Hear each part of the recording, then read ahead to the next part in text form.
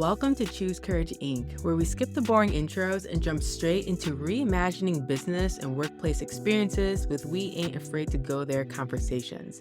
I am so excited for this episode's guest because I'm able to sit down with Cierra Byrd, who is a Grammy award-winning opera singer and creative powerhouse, for an honest conversation about artistry, resilience, and the pursuit of authenticity in an industry that often demands conformity.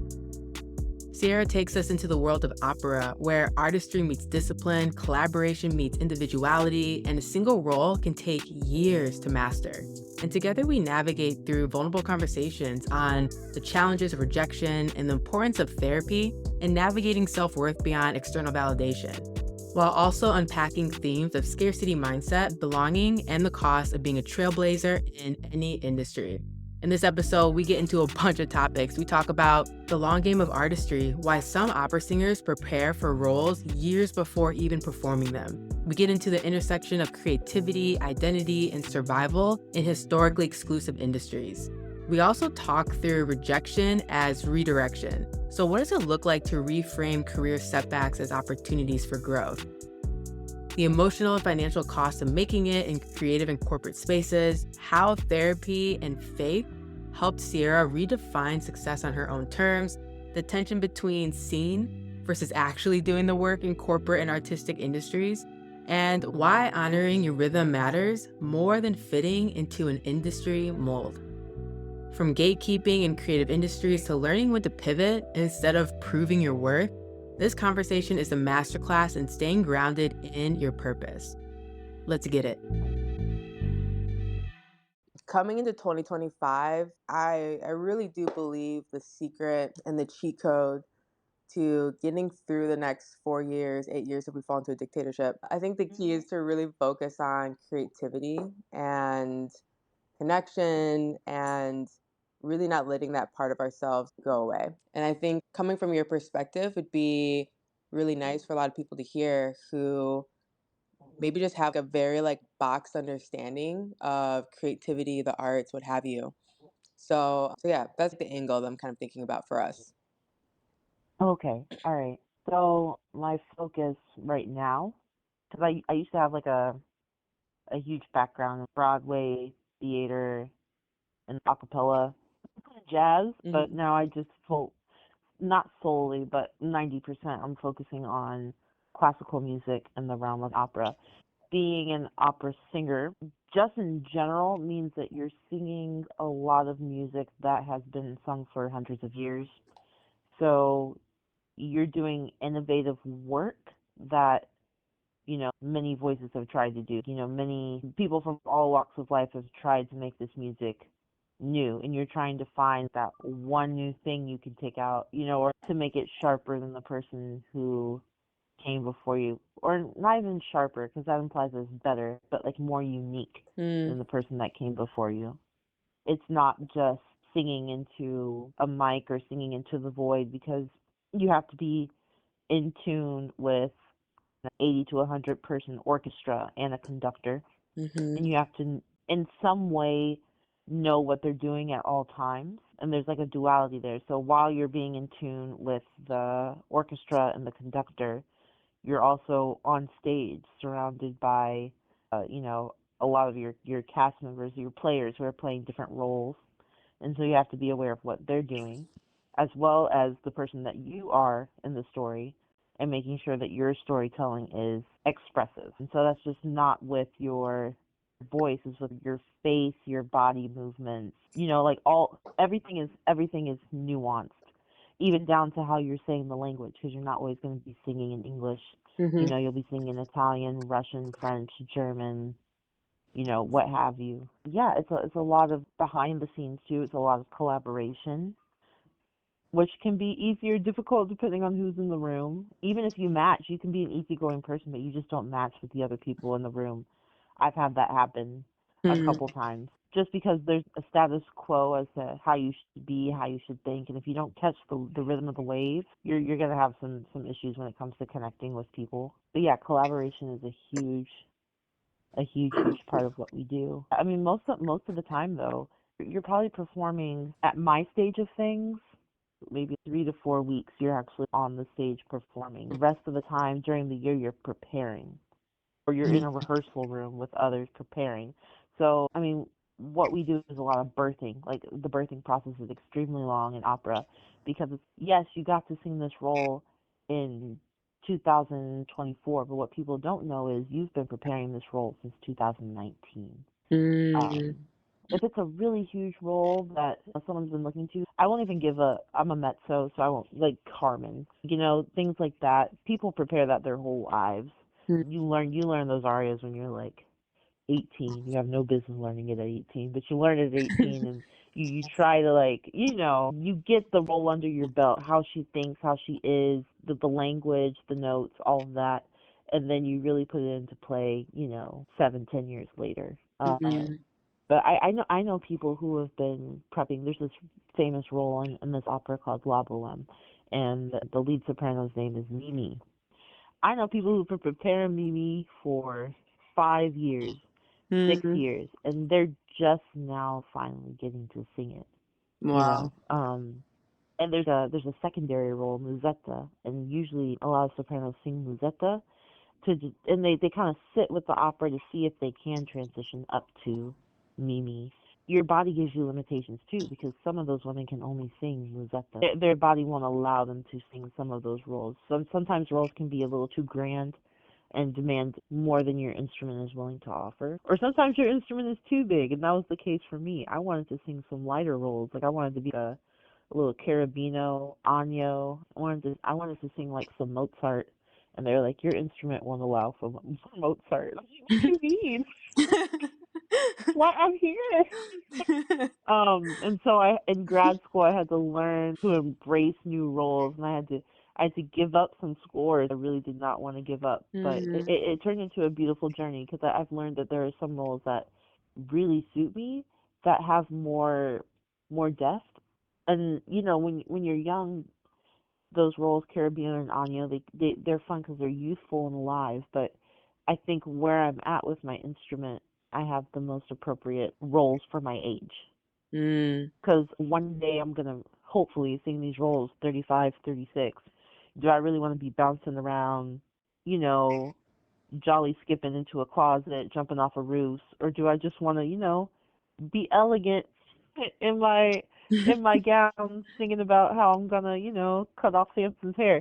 I feel, for some people would choose the former. Some people would be like, I want to stay young forever and embrace these youthful characters. I'm okay being in the dramatic space. Hmm. I just feel like there's a lot to learn from those characters too, because they're based off of real people, real women who lived that decade before, and I wanna learn from them as much as I can.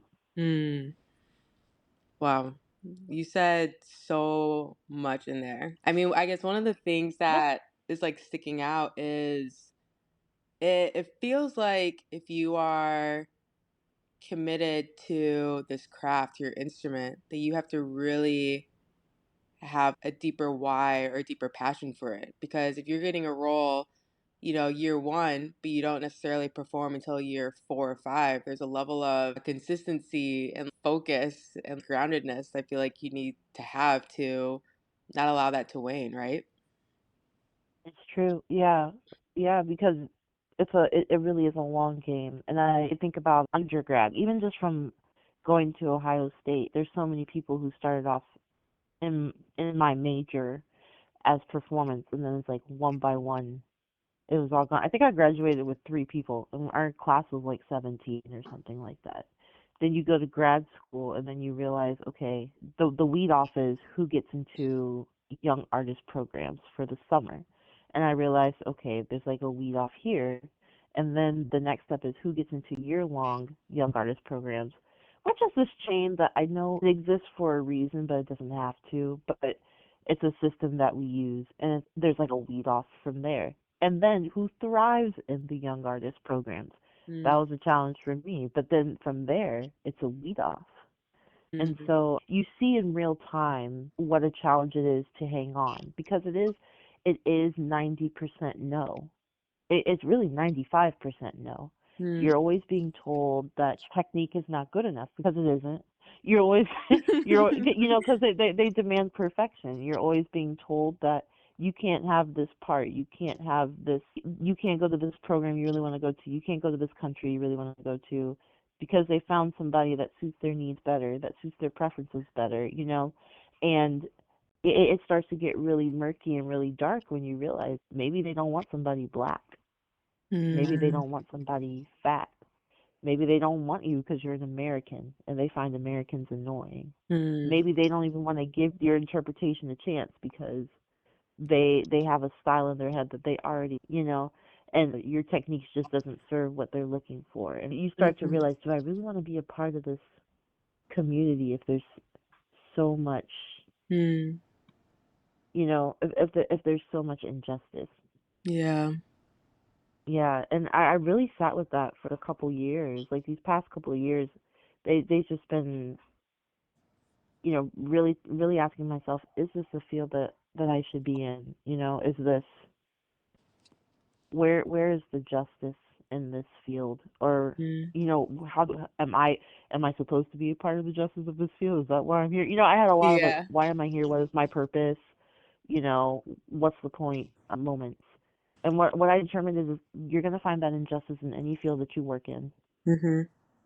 because everybody's a flawed human being.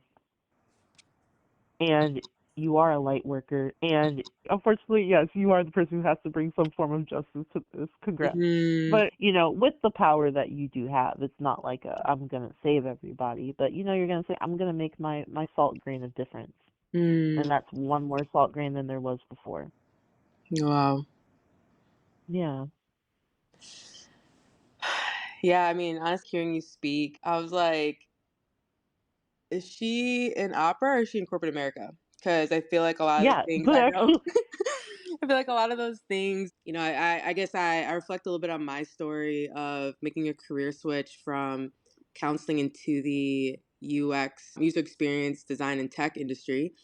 And there's not a hmm lot of Black women who are known as leaders in that industry. And I was able to grow my career in such a way where I was recognized as that person. I talked a lot about taking a lot of the things from like counseling and putting it into design. So talking about the role of shame in research or mm, understanding that self-care is an ethical imperative because if you're not taking care of yourself, you're more likely to cause harm to other people.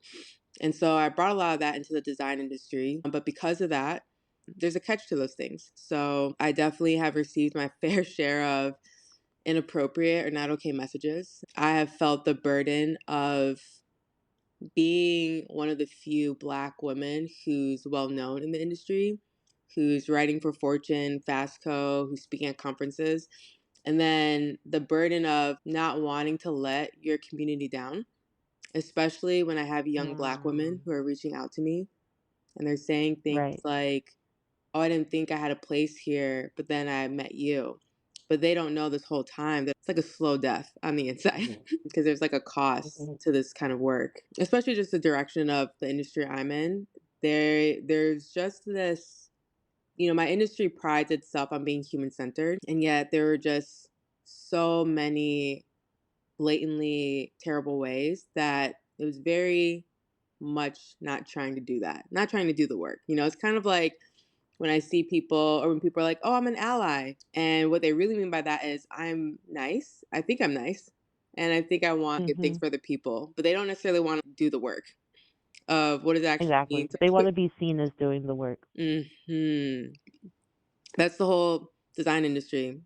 I think collectively wanting to be seen as doing the work but not actually doing the work. And Mm. so I made a decision at the end of last year where I was just like, I am stepping away from proactively contributing to this industry. So I'm not speaking at conferences anymore. I'm not writing any more fast code pieces or Huffington, whatever, about this industry and my points of view on it. And I was like, I'm trying to create more distance between me and the things that exhaust me. And I'm trying to close the gap Mm. between me and the things that energize me. And so over the past year, I've gone to a few entrepreneurship conferences and events. And every time I go to one, I'm like, I never want to go to a design tech industry event ever again in my whole life.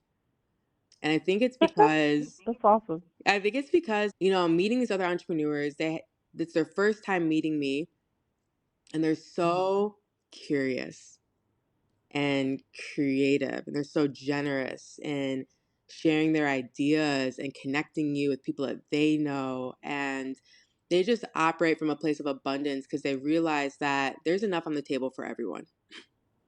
Right. And the design and tech industry, the exact opposite of all that. A lot of hoarding, Yeah, focus on relevancy over maturity of the practice. And that part. yeah, yeah. Have you seen that within opera as well? Exit. Yeah, we talk about scarcity mindset all the time. Mm. I mean, because you go into an audition room, you got 15 singers, there's 5 roles. What you gotta do? And for your voice part, you're competing with no. Yeah. Like it's like Hunger Games. Every time you step into the audition room, it doesn't Mm-hmm. have to be. And I've found some people that I'm really grateful we share the same mindset because we go in with generosity. It's kind of like I'm gonna sing, I'm gonna share. If I get it, I get it, and if I don't, that's not where I need to be. Because Mm-hmm. what do I look like working with somebody who doesn't want to work with me? Oof. But you have a lot of people who go into the room and it's like, I have to get this or I'll die. But I've seen it at so many levels that you're just kind of used to it. You know there's going to be those people in the room, the people who overtly show it, or it's kind of like, I don't want to say covert because we associate that with another word, but it's you feel the undertones of someone being nice to you, but you can tell it's like I'm competing with you. I'm getting this role. But the problem with scarcity mindset is there's no sharing. There's no collaboration can feel limited because we're not meeting up to help each other sing better. It's not it like you said, it's not about mature. You said maturing the practice. Is that how you phrased it? Mm-hmm. Mm-hmm. Yeah, it's not about elevating opera at that point. Then it becomes about elevating yourself. You want more likes. You want more follows. You don't want this field to elevate. Mm. Like the goal is to have opera as a celebrated field again. The goal is to have some celebrated tenor on a box of Wheaties and Mm-hmm. Zeffirelli films, but the like someone else brings it back, like John M. Chu. That's the goal. Mm-hmm. But if your mind's not on that, so if your mind is not on the excellence of opera, I mean your personal excellence, yes, but the excellence of opera and the elevation of opera, something's not quite right because then it's like, do you have an artist mindset? Do you have an artist heart? Mm. Or are you just in this because you get validation? And that's something else to unpack because I'm Mm. like, Listen. what led you to be to a field like this if all you want is validation? What are you not, what happened to you at home if you're not doing validation? Oof. That Yeah. part. But in the hoarding, Mm. just keeping information to yourself when it can help somebody else. Or I think for that, a lot of it is auditions. Mm. You had an audition for so and so at Opera America or wherever, and then like you don't tell other people who it could help. Sometimes Mm-hmm. you can't. Sometimes legally you can't. If it's something that's just for your roster under your agent, you should not be telling other people. But Mm-hmm. those random open ones, I've seen a lot of secrecy, and I'm like, you're not help. What if that's who they need or who they want or where that person belongs? You're keeping people back. Yeah, yeah. I mean, a lot of what you're saying, oof, deeply resonates. I mean, I have two businesses now. So one is around organizational trauma and consulting. So I'm basically in the crap of a corporate America every day, trying to help people make it a little better. And then the other one really Right. came from this place of just wanting to be more explicit in creativity and joy. So I'm creating an astrology for pets app with two of my good friends. And that's been a lot of fun and it's very different. But one of the things I often talk about within the consulting business is that, like, I've encouraged executives of mine where I'm like, I think it's really important for you to go to therapy. Otherwise, your company will weaponize and use your unhealed pain and issues against you. So if you have issues Yep. with, if you, struggle or insecure about feeling valued, then you're going to fall deep into all the tricks and things that they want you to do in order for them to tell you that you're valuable. It's really important for you to work through some of those wounds sooner than later so you can recognize when you are leaning into those lies and that hurt within your own workplace. That is so true. I relate to that. I relate to Listen. that heavy. I'm also a huge advocate for therapy. You know, I started therapy late 2015, and I've stuck with the same therapist since, and we still meet like to this year. It's one of the best things I've ever did for myself. I've Yes. ever done for myself. Like I have encountered troubles in New York City. I can't expound upon them because it's still a little Yeah. still a little Yeah. salty about, you know, like troubles, things you don't expect and things you can't control. Mm. And I mean, there are things that still get me emotional, but identifying the root cause of why I feel that way has helped me Yeah. work through, you know, things where people would have quit. Like if it happened to them, they would have quit.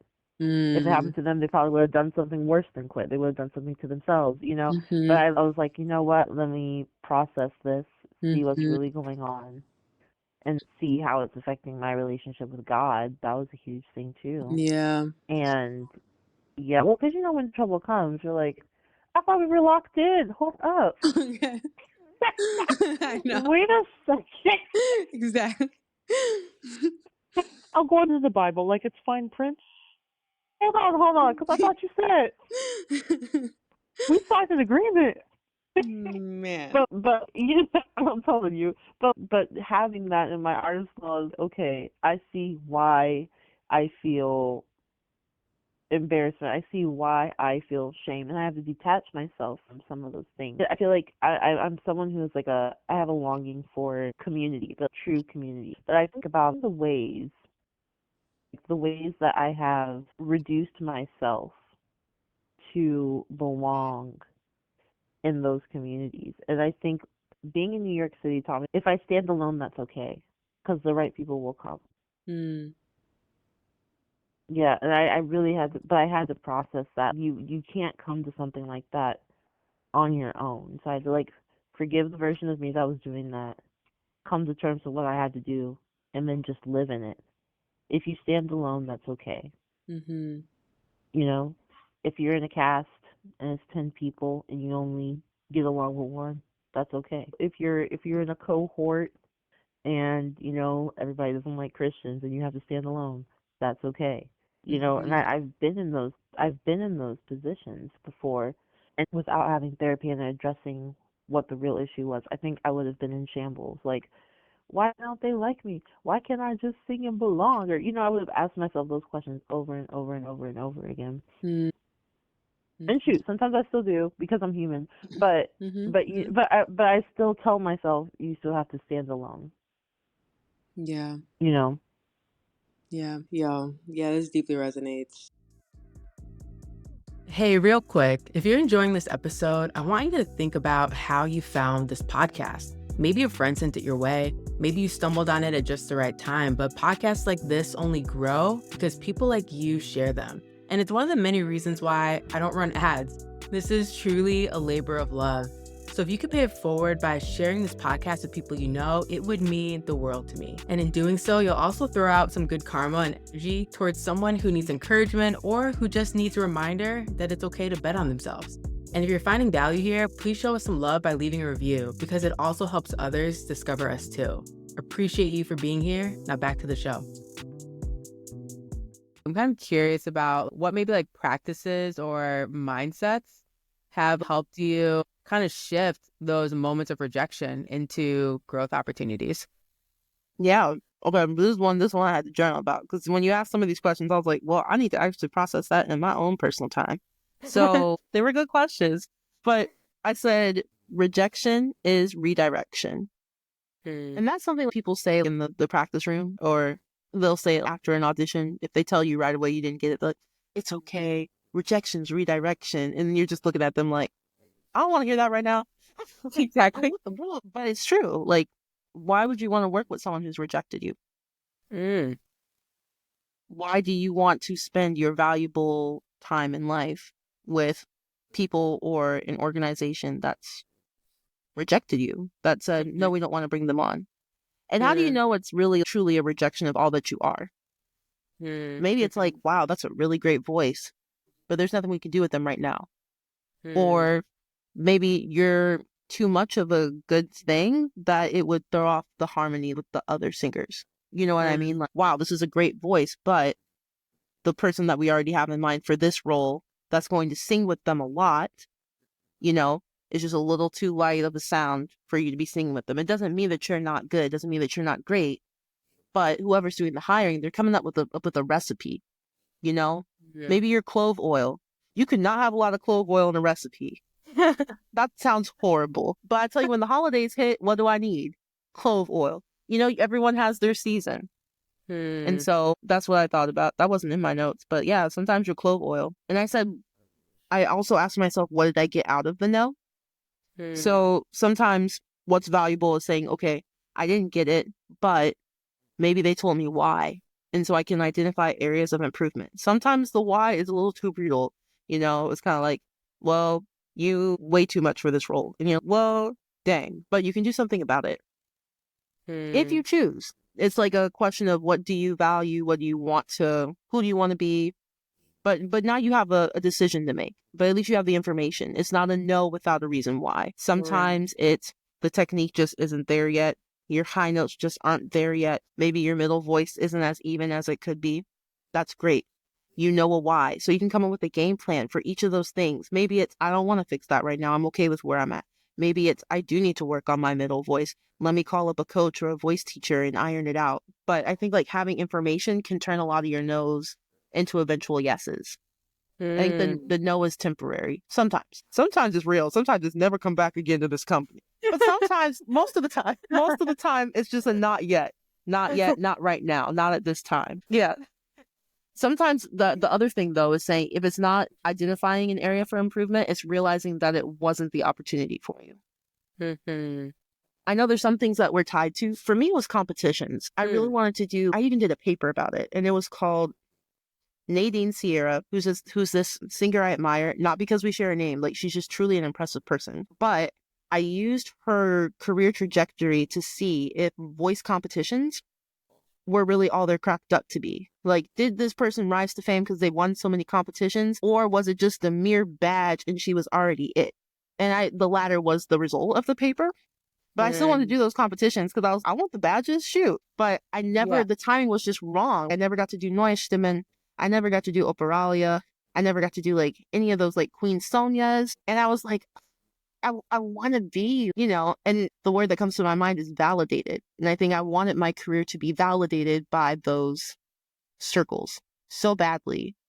Mostly Operalia because they give you that Rolex. I was like, you get validated and you get a Rolex? Like, I need to be this. You know how much those cost? You don't know what's on your arm. That's limited edition. Yeah. But that moment never came. And you age out. You can age out. And I'm in my 30s now. So it's that time is gone. There's some things out there that we can do, but it's few and far in between. And so I had to be real with myself and say, that just wasn't my moment.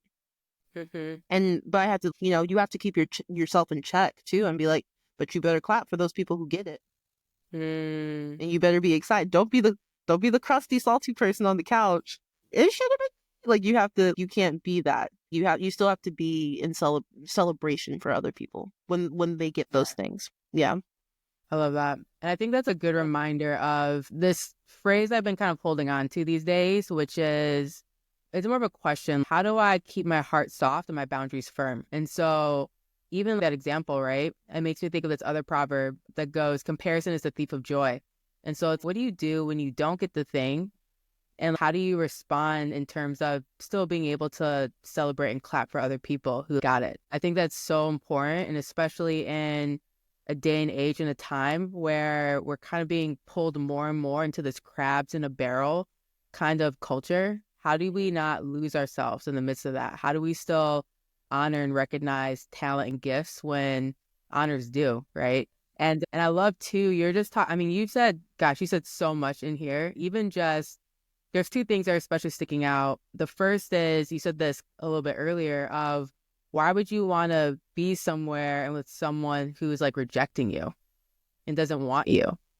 And that's probably not only a job and career lesson for a lot of people who are listening to this, but that's a relationship thing too. So I bet there are a lot of people on this call who've had these moments where someone has clearly shown that they're not interested, and yet you feel like you need to earn or prove that you're the one. Like, they're missing out on such a good thing, right?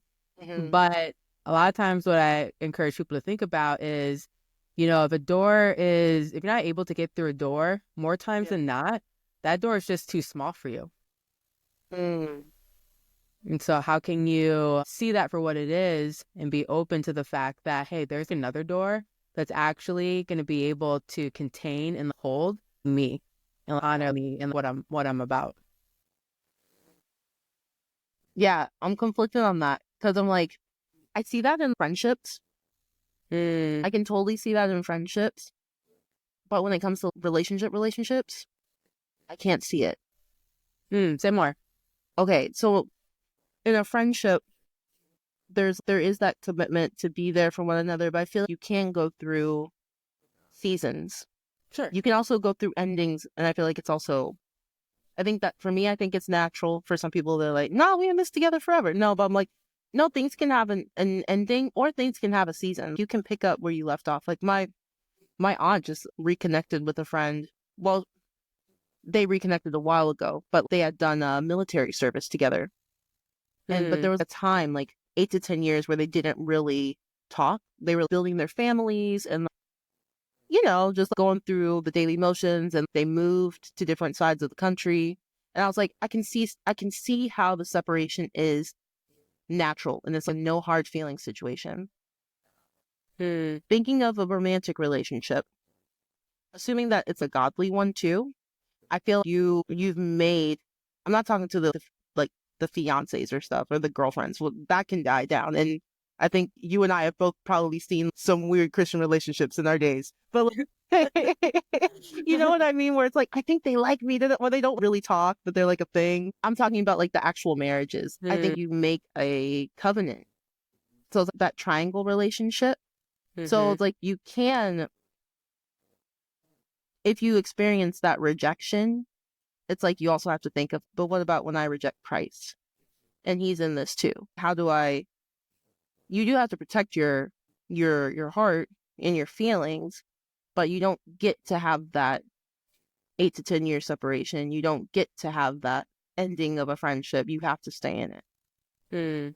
Yeah. That's what I'm kind of like, I'm an unmarried person as of right now, but I see the joy of it, and it's really beautiful. There are times where I see couples, and especially around this time of year, it's almost Valentine's Day. I'm like, this is cute. But I also see that, if you want to really commit to that, choose wisely, because if you don't choose wisely, you can experience a lot of pain. Yeah. I mean, I think I don't know if I have a pushback per se. I'll share my perspective. I feel well, you've actually I you've feel been like to the mountaintop. Sorry. You listen. I feel like with friendships, and again, maybe I'll put some context around this. When I'm thinking about relationships, I'm thinking about, are they a part of my peace? Is this a relationship that energizes me, or this is a relationship that consistently exhausts for me and robs me of that peace? And for me, I've had friendships where I need to take some steps back, but I only do that when I see patterns. And I'm also very clear in communicating what that is and why I'm taking a step back. And there are definitely some friendships where, and I do have friends where they're like, yeah, I have a friend and she's just rude to me. She's disrespectful, but I've known her for a really long time. I'm not that kind of friend. I have no friends like that. If you cross certain lines in terms of just disrespect or just being rude and not owning it, we're done. Because that means for me, you actually aren't going to be a good steward of who I am and my care for you. So, and I know I know not everyone's like that, but there are certain things that I think just require severance. Where I'm like, hey, you're not going to own this. You're not going to apologize for this. This was actually really harmful and just terrible. And even my therapist is rooting for me to drop you. So this is done. When I think about, and I know we're going a little off topic here, but that's fine. We'll take it there. Yeah. When I think about dating relationships specifically, like, I think, yeah, there are, and I know I've had moments where I've met someone and I stay in it longer because of the potential, or because I'm like, well, they just need more time. And part of that comes from my own upbringing of having to be with emotionally unavailable, emotionally immature parents, of having to be the other parent. And so there's always been this kind of, to me, this deference of what do I want and need. And so thank God for dope therapists, because that's something I've had to work through. How do I recognize more quickly that I am staying in this because of potential, and I am more curious and interested in this person than they are with me? And so I've had to learn how to pivot more quickly out of that. And I think when it comes to marriage, and I think too, like, just context, I know there's a lot of people who are probably listening to this, whether you're Christian or not. I do think marriage is very serious and something that should be taken seriously. And I think it's the friendship that brings you through those hard and dark times in marriage. But it shouldn't be the friendship of one. And it shouldn't be a years and years long seasons of that, right? Yeah. And so, yeah, the whole marriage thing can get a little complicated. We can go down that road another day. Let's go down another day. Yeah. Yeah, another day. But I think, I think the commitment to that looks very different in terms of like rejection and doors and whatnot. Looks very different than dating. It looks very different than work opportunities. So and I think a lot of people, when it comes to work opportunities, career opportunities, entrepreneurship, what have you, they can linger in what could have been and what didn't become. And they kind of just build a home in that. And that creates bitterness, that creates resentment, that creates confusion, but ultimately it gives you lack of focus, right? To that illustration you were saying earlier. And so I always say I say this a lot to my team, of stay focused and protect the vision. And I know that we're not going to be everyone's cup of tea, but whose we are will be in a big way. And that's not just with business, that's personally. You can't have just cherry pick parts of me that you want, whether you are a client, whether you are someone who's dating me, whether you're a friend. It's me or nothing. You got like the whole package. Yeah. And I think when you are committed to really investing in your gifts and your skills and your craft, you have to have this moment of reckoning with yourself, of recognizing your value and what you are about and what you should tolerate. And after a while, there are some things that you just won't be able to tolerate because they're unacceptable to you, but they are acceptable to other people. And so you just got to be, at least for me, I've had to learn how to be okay with, there's certain things that are unacceptable, unbearable in my life that would be completely acceptable and bearable to other people. But I think it's just a reminder of this journey, whether it's entrepreneurship, creativity, the arts, what have you, can be a healing one. It can be one where you're able to really grow and understand yourself if you choose it to be. So the grounded part, and I know life, I changed locations. I had to get back on the carpet, but I did. It's my faith that keeps me grounded because it's part of my why. The only reason I got into this field is because Jesus told me to do it. And I tried not to do it. I've been in law. I've been in business. And that's what I wanted to do. I was like, I want to be in international business. I'm going to learn 3 Asian languages. I'm going to take down the Black hair care industry and reclaim it for Black people because it's not owned by us. And I'm going to get money. That was like my whole mindset. And I tell people, man, I'm so glad I got saved because I would have been, sorry to say it, like another Trump. Because I was ruthless. And I'm sure there's other, I mean, that's what you have to be a businessman. But like, I was ruthless. I had companies as a kid. I had companies when I was a kid. We earned money for the school and we also took our pay cuts. And I remember this guy, we funded our end of the year picnic. That was our thing. And this kid came up to me and was like, can I have a Coca-Cola for my mom? And I said, did your mom work for the company? He was like, no. Well, I guess she can't have a Coca-Cola. He walked away really sad to the jungle gym. And I think I knew at my single digit age, I was like, man, I'm ruthless. This is not good. Okay. Yeah. So I too had a business when I was young. I had a balloon animal making business, and I checked out this book from the library, How to Make Money for Kids, and asked my mom to go to Borders to get me, rest in peace Borders, to get me a book on how to make balloon animals. And then I made these flyers and I passed them around the neighborhood, different time kids, and landed this huge Indian family who was having these parties every weekend. And they all had a ton of kids. So I would be hired every weekend to do these parties. And then I hired my stepsister and we both learned how to do face painting. So then we had that be an add-on. And then we created the add-on of babysitting. And I was making like a few hundred dollars a weekend. I was cooking. This is in middle school, by the way. Yes. Cooking. But I'm in middle school. Businesswoman. Yeah. But I will say, in terms of being ruthless, and my main business has been a really good experiment for this. And then I'm building this other business where I'm mapping it onto there as well. But I do think it's possible to be incredibly intentional of being human-centered, working with good people, and making good money.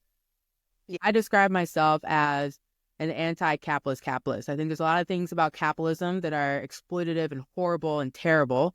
Don't get me wrong, but I also think that you can make good money and working with good people doing good things. Are you going to be completely spotless in this world? No. I mean, I'm on a laptop that is made from Apple. Unless I'm living in a cave, knitting and, doing all my things by myself, I'm never going to be completely free from, evil and things like that. But, we take rest very seriously. In 2024, I knew 2025 was going to be terrible, regardless if we won this election.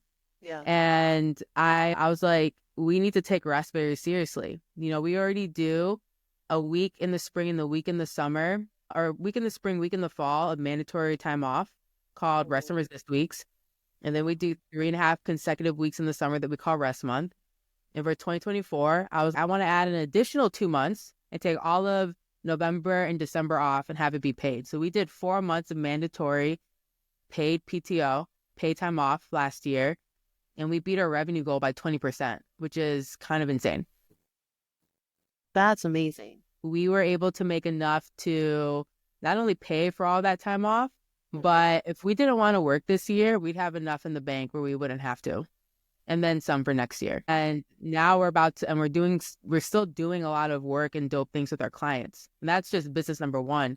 And business number two is more product based. So I'm thinking, okay, it's easier to do these things, I feel, as a consultancy. And how do you map this onto a product-based company? And I'm like, we're going to figure it out and try it because this is that important to me. So we're experimenting with that this year of what that looks like. And we've already mapped it out during our last offsite. But I think bringing it full circle, I am always down for the challenge of how do we bring more of ourselves? How do we bring more of our humanity into being creative and into entrepreneurship?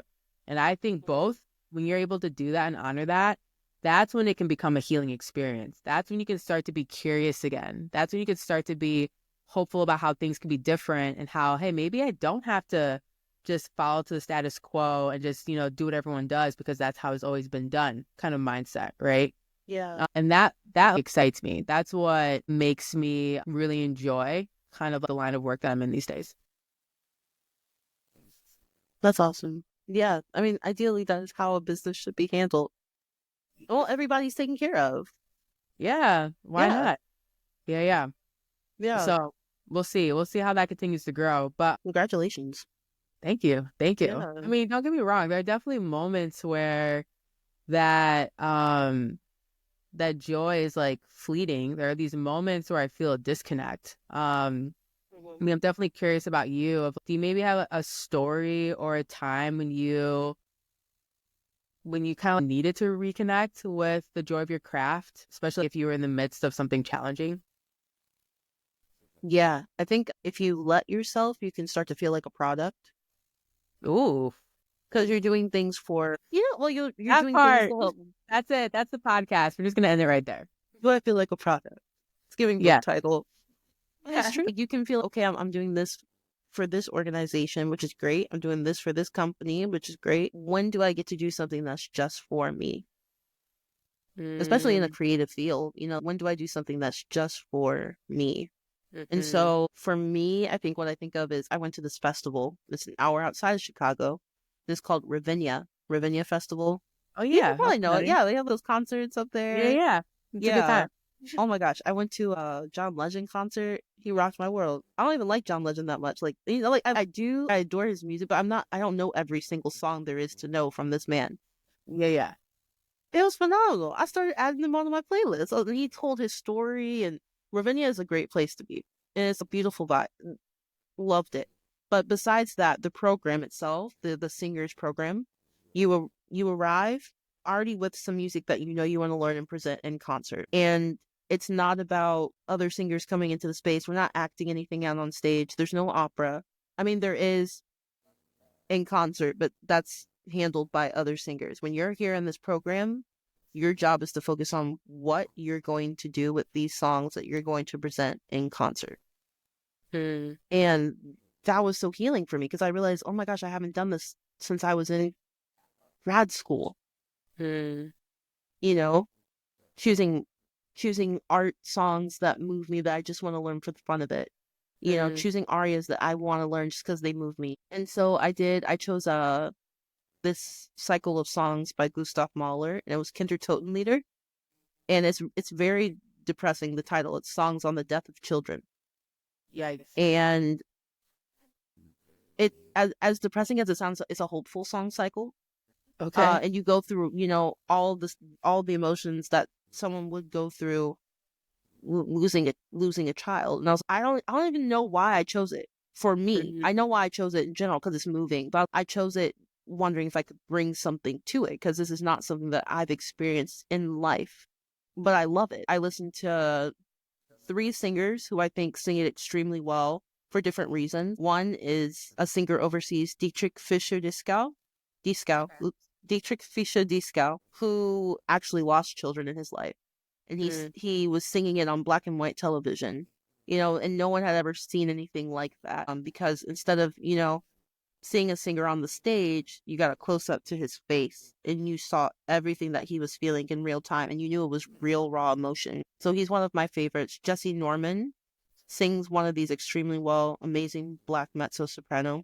And then more recently, I listened to Fleur Baron, who's this, I don't even want to say up and coming. She's established, but a really great mezzo. She was on my pandemic playlist. She went platinum in 2020 when she released that because it was just beautiful, and it was a live recording, and it's in collaboration with this pianist Julia Straight. And I think because those 3 performances touched me so much, I was like, I'll take it to Ravinia. So when I got there, I got to coach with this British pianist and scholar, and his name was Graham Johnson. And he's someone I admired anyway. I never thought I would meet him in real life, but he gave me a lot of tips and questions to ask myself to get to this space of, okay, I can really deliver this. And I think he was my joy in the process because he let me wonder, you know, what does it look like to step into this person's shoes?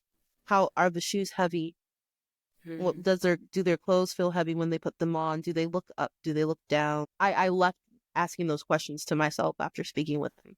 So we finally got to the concert day, and it was just a very vulnerable, intimate space. It's a sizable venue, but the audience was kind of small.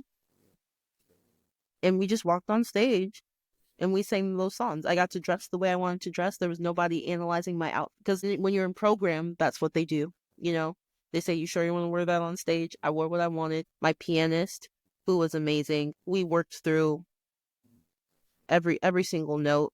I feel like we almost overworked it in some ways. But when it was over and I just emptied myself on the stage, basically, of all these emotions of, you know, I lost my children. Where are they? What will I do without them? Then you get to the eventual end of the art song cycle where they sing about heaven, and just looking outside in nature, reminding myself they still exist. It's just not with me. It just was in my brain. I kind of thought, well, that's all, folks. That's what I got. But it was also an offering. Sometimes I watch the ending of that performance because where we both hold this silence that I've never held before in performance. And it felt like a minute. It was probably 15 seconds. But the whole room was silent with us. And then you just hear like an eruption of applause, which was not expected. And then at the end, people came up to me. And usually I don't really buy into all the things that people say at the end of a performance, because sometimes, you know, people are just being nice. But the audience at Ravinia is really well informed. The people who go there, they know their stuff. You can talk with them and you realize that even though this is your craft, you can't keep up with the way that they talk about classical music. And this man came up to me, and he's spoken to a lot of us before, and he's kind of like the guy that you don't want to engage with because he knows too much. It's not even a bad thing. I'm like, you're too smart. I don't know if I want to talk to you right now. He's one of those people. He came up to me and he said, you handled such a beloved song cycle with finesse. And I just, it was validating to me. That was a moment of self-validation because I thought I showed my most free self, my most vulnerable self. And I've never gotten a comment like that before from someone like that who says that was finesse. Yeah, I just hold that moment dear to me. So that was a moment I think of when I was like, I found my joy in singing again. Yeah. Yeah. No, I appreciate you sharing that. And I think it's a reminder too for folks of, I don't think that we often realize that there are people who are waiting for us to show up in our fullest vulnerable self so they can experience just a moment of awe and goodness in this world, right? There's a lot of terrible things in this world, but there is so much good. And I think if more of us are more willing to step out and actually allow ourselves to show up in the ways that we want to, then not only would it be a blessing for us, but it also would be for other people.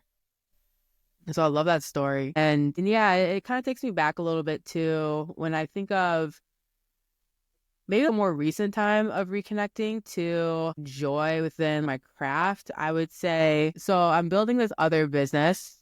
I'm still running humanity centered, but I'm building this astrology for pets app called Moonpause. And not a lot of people know this, but I'm probably more known for my background in user experience research or design research. But before I actually switched over to that, I dabbled in design first. And with, in the midst of building this app, we were working with someone who was supposed to help us on design, and they were just too immature in the craft, and they just didn't have the UX design eye. And so it was an opportunity for me to jump back into Figma, into these different design tools, and to design this app experience. Now, for those who aren't familiar with, there is a level of pearl clutching in the UX design and research industry in terms of people just kind of getting lost in these frivolous debates about should designers code, or, what does it really mean to not be biased in research, and just a lot of things that honestly distract from doing like good work. And it was just an opportunity to really just enjoy creating from scratch again. And at the time, I was working with a very difficult client for Humanity Centered. I do a lot of work around organizational culture issues and specifically organizational trauma. So I hear a lot about the very bad of corporate America, and we're often brought in to help leaders, HR folks, what have you, kind of work through that. And we also help designers and their product teams work through harm as well. So it was during a particular season of that work where there's just a lot of heavy that was going on. And Moonpause and that design work ended up being like a moment of relief and escape from just the chaos of that season, of just seeing from behind the scenes just how horrible people can be, how disrespectful people can be, how companies can treat people like products. But then I was able to just find joy in creating and just staying up late designing stuff. It'd be like 1 a.m, then I'm designing stuff and I'm just having so much fun because time means nothing, right? Because you're just in it. And so, yeah, that's the story that comes out for me. Yeah. Joy at 1 a.m.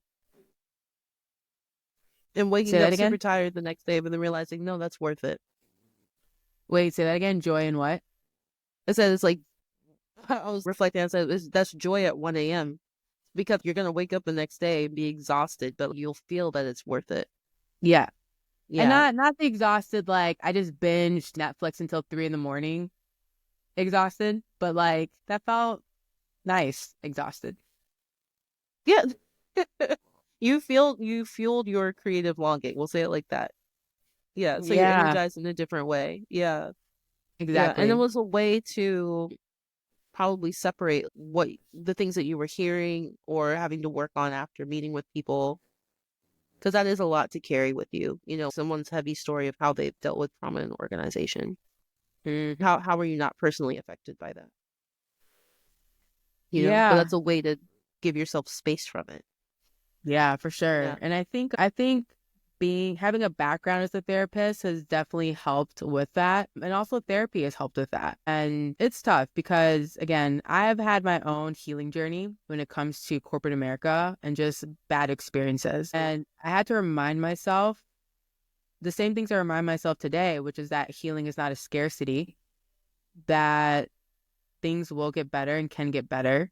And really, it's about a discipline of hope. I talk about this often. I think when you're in this work, and especially, and even as a creative, having a discipline of hope is really important. So I've had to recalibrate how I grieve and what's my relationship to grief.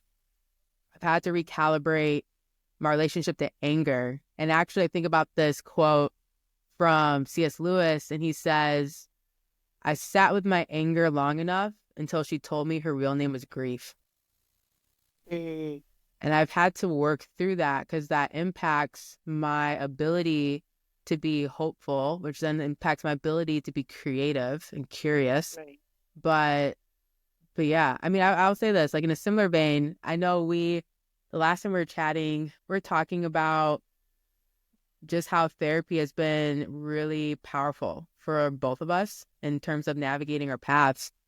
I would love to just hear from you, if you don't mind sharing, like how has therapy shaped your understanding of yourself as an artist and a human? How do you incorporate those insights into your work? Yeah. So like I said before, I've done therapy for about 10 years now, give or Mm-hmm. take. And the thing that we talk about the most is the subject of validation again. Mm-hmm. What is the source of your worth? What truly makes you feel validated? Not what you would like to say when someone says, what makes you feel validated? What truly at the core makes you feel validated, and is it in the right order? But keeping that in perspective, I think has given me the success I've had so far in my craft, because it's true. There were times where what I'd like it to be is not what the reality is. Sometimes it was, I want to feel validated from this company. I want to feel validated at this school. I want to feel validated by this person that I'm in love with. I want to be validated by this. And instead, the ideal answer in my head was, you need to be validated by Christ. But I just wasn't. There were seasons where I agree with that, but I know what the reality is. I'm distracted and excited about something else. And I think when we work through it and we come back to that question and I'm real with myself about it, we found ourselves in a good space where everything was lined up and every priority was where it needed to be. And I could hold the work that I was doing with an open hand and being, okay, it's not the end all be all, because I think that's when I notice there's a problem, when it feels like the end all be all. Mm. It's not going well at this job. What's going to happen to my future? It falls into a puddle of tears. And then I'm like, wait a second, take a step back and breathe. And then you have to tell yourself that, take a step back and breathe. This isn't the end all be all. Mm. It's a gift, and you're allowed to work for a certain amount of time. Maybe if it all goes away, what would you do? Mm. Would you be okay? If the world burns down, are you still going to have joy? I mean, I look outside right now and I'm still having joy. The world's burning. Well, like Yeah, I hear you. even now, people are talking about doing away with, you know, organizations. What's going to happen to our nonprofits? I pretty much 90% work with nonprofit organizations. A lot of singers are saying, what's going to happen to our jobs? Well, what would you do if you didn't have it? What would I do? What would you do if you didn't have it? But it's their number one priority. So like, I can't imagine doing anything. Which is great. That's a passionate answer. You can't imagine doing anything else. But there may come a time where you have to think about what are you going to do? And who are you? Who will you be? You know, you have a breakdown.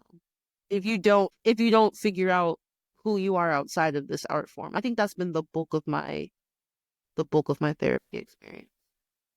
Yeah, I often talk about how important it is to get really clear on the fact that you are so much more than what you can produce. And that's a countercultural thing to think about.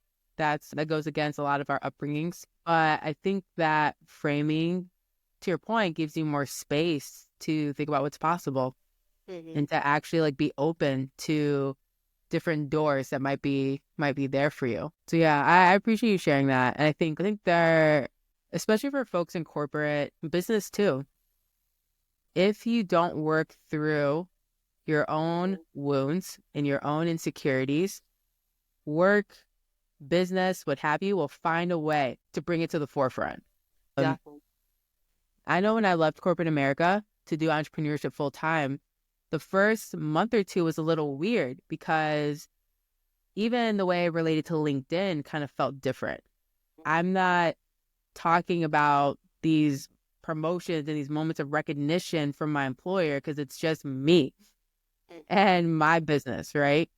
And I just remember looking into LinkedIn and being like, wow, there's just certain games of validation that I'm out of now because of the things that I do. And I think and again, I definitely come from a point of view where there are a lot of awards within tech, within design, within business that are pay to play awards. You know, you pay Fast Company X amount of dollars to be considered for this award. And then if you get it, that's great, but you had to pay to play. And so it's something that we never applied to. I will say the one thing I am very proud of is we were given a Fast Company award, being one of the top 10 most innovative design companies, and we did not apply. And we did not pay. And it came from word of mouth and them kind of hearing about us. But even that it kind of scratched this moment where, should we apply for awards and do all these things? And I know I had to make a decision at that point of, are we going to do what a lot of consultancies do, which is let me try and rack up all these awards so that way I can charge my clients a stupid amount of money? Yeah. Or are we going to continue to really stay focused to our mission and our vision of the business, which is really how do we help people do the personal work required to do their best professional work? And so as a business owner, I had to think about that. I know personally in terms of therapy, gosh, if I could tip my therapist, I would. She's so good. Aww, and she's that's so generous. good. They charge. Listen, first of all, having a Black woman therapist is like a 4-leaf clover. So I will never let her go. But also she has experience counseling other therapists. And so because of my background, I need someone whose radar is a lot stronger than maybe other people. And so I know therapy has helped me in terms of acknowledging what do I actually need and want so that I don't neglect myself in business and in work. And then it's also helped me to remember that I need to put myself first and I can't save everyone. When you come from a background and a home where you had emotionally immature parents, where you had emotionally unavailable parents, where you had to be the other parent, you just learn at a young age you're on the back burner. What you actually want and need doesn't matter as much as what mom wants and needs. And so as an adult, I've had to really work through that. And it's impacted business because there are definitely times and moments where I could put myself second, put everything above me, first, but then I'd have nothing left to give of myself. But then I'd be running on fumes. But then I'd be saying yes to things and projects that I shouldn't have been saying yes to in the first place. And so therapy, I think, has saved me from going down that rabbit hole. The last ramble I'll put in here is I publicly stepped away from the UX industry in 2024. And the reason why I did that was was exhausting. This industry prides itself on being human-centered, and it has been one of the most non-human-centered experiences I've ever been a part of. And being one of the few Black women leaders in the industry, and one who also talked a lot about trauma-informed design and the role of shame, I was also carrying the weight of other Black women, Black folks who would come to me and turn to me about all of the terrible things and difficulties that they were going through in the design industry. And so I was just carrying a lot. And when I decided to publicly leave, I knew that I would be letting down a lot of people. And I knew that a lot of people would be disappointed in me. And that first week was really hard. Actually, I had a lot of DMs from people just sharing how sad that they were that I was stepping away. Mainly folks of color, but other people too, but especially Black folks. And I just felt a lot of guilt and sadness because I felt like I was letting a lot of people down by choosing me. And I think if I wasn't in therapy, that would have really broken me. Or I would have just stayed and endured the crap that is the UX industry. There are still moments of grief for sure, but I had to choose between keeping things in my life that were exhausting me or getting closer to the things that energize me. And the UX industry and a lot of the people in it, especially some of those first wave leaders that I can't stand, were exhausting me. And I'm like, we're all going to be dead in like 70 years or whatever. So none of this actually matters. Let me go and pursue what I actually like care about. But Right. yeah, I was in therapy. I don't know what decisions I would have made or what compromises I would have fallen into, for sure. Yeah, I feel like I don't want to say that it is similar, but that is the same concept because it's the risk factor was in the opinion of others. Ooh. That's what it sounds like because you're saying I know that this would happen, this would happen, this would happen, but all those instances, well, that's other people. Yeah, and then the reward was all about your health. Yeah, That's good. yeah. I remember last time we were talking, and it's the other thing I talk about in therapy too. It's diminishing yourself when you want to feel like you want to belong. Yeah, because it's like you're dropping gems over here. These are, yeah, man. It's life. Sorry, go on. Life. Go on. And belonging as a Black woman, that's a challenge. It's not even it's a challenge if you make it. No, it's a challenge because you're going to run into a lot of expectations of who you should be or rejections of parts of you that you just can't get rid of. And like you said, if someone wants to be around you, they have to embrace your full self. You're not always going to get that navigating as a Black woman. Some people are going to want your performative self. Some people are going to want your self that's the listener, the sidekick. Some people want you to be, there's all these stereotypical roles that you're asked to fill. And if you're not aware of it at the very first hint of it, it's going to get out of control. And you'll find yourself in community or in a work environment that treating you like a puppet. That's how I've felt. And so I've had to learn how to bring my full self, but also not in a bulldozer way, but in a quiet way. This is who I am. I'm not going to be loud. I'm not Beyonce. I'm a quiet Black woman. I like literature. If someone says, "What's your favorite thing to do during the holidays?" I'm gonna say, "I like to read The Gift of the Magi." I'm not. Some people are expecting you to say something like, "You don't like to listen to Christmas and Hollis? You don't like to listen to Boys to Men Let It Snow?" Yes, but my first priority is reading Gift of the Magi.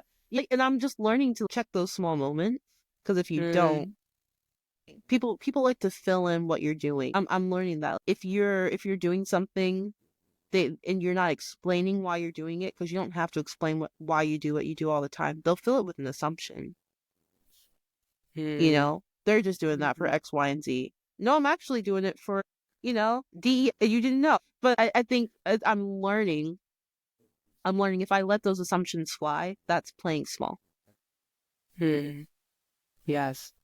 Yeah. And I mean, that's something I've experienced in all space, workspace, friend space, church space. It's something that I've learned that is the cause of a lot of conflicts across the board. And even if they're not conflicts on the surface, there's something, it's part of an internal conflict. Hmm. Why do I have to feel this internal conflict and you all get to be comfortable? We need to share Listen, this. If not we 50, just 50, share this. 100%. I didn't come here trying to make anybody uncomfortable. You made me uncomfortable. Yeah. So, yeah, I'm just working through that. And that's a continuous thing, So Yeah. good. Yeah. That tracks. That resonates. Wow. Yeah, I appreciate you and this conversation. And I think my hope is that for folks who are listening, they will feel more empowered to not betray themselves, Right. and that they will feel more certain to trust their gut in terms of how they want to show up, how they should show up, and the things that they want to pursue, because life is really short, y'all. Life is so short. So why not honor yourself? Why not lean into these gifts that only you can bring your flair and flavor to it? Why not? Right. So, yeah. So thank you so much for this conversation. Love just hearing a little bit about your career and how it's influenced what you think about yourself, healing, creativity. I appreciate you. Thank you. Yeah. Thanks for having me. And thanks for sharing your perspective as well. Yeah. We have a lot of similarities. Yeah, we do. I love it. Thanks for hanging out with us and diving into some of these real and unfiltered conversations. We know your time is valuable, and so we don't take it for granted. If today's episode made you think, if it challenged you, or gave you something new to consider, we'd love for you to hit that follow button on whatever streaming service you're using. That way, you'll never miss an episode when we drop them. And if you want to go even deeper, sign up for our newsletter at choosecourageinc.com, and you'll get updates on new episodes, access to exclusive freebies, and first dibs on coaching opportunities and other resources to help you make bold moves in your life and business. So we appreciate you, we see you, and we're rooting for you. Until next time, keep choosing courage over comfort, and a friendly reminder to drink some water.